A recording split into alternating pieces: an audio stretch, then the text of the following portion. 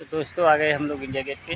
ये है India gate. हम लोग जो है कभी यहाँ उम्मीद नहीं किए थे कि आ जाएंगे, लेकिन आज जो है हम लोग आए हुए हैं। तो ये इंडिया गेट है। यहाँ बहुत से सारे लोग भी हैं, भरे हुए हैं इधर भी, और जगह जगह जो है यहाँ से ज़्यादा तो उधर यूट्यूबर है, देखिएगा अंदर भरे हुए हैं। हम लोग वहाँ भी जा रहे हैं।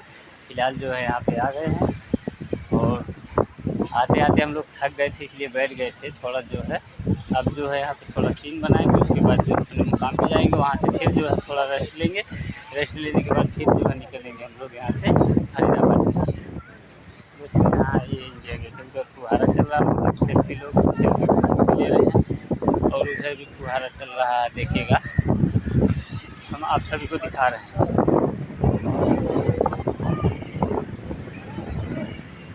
वो देखिए पानी चल रहा है, और वही सेम इधर भी चल रहा है, देखिएगा। इधर सभी भाई सेल्फी ले रहे हैं, इधर आ गए हैं।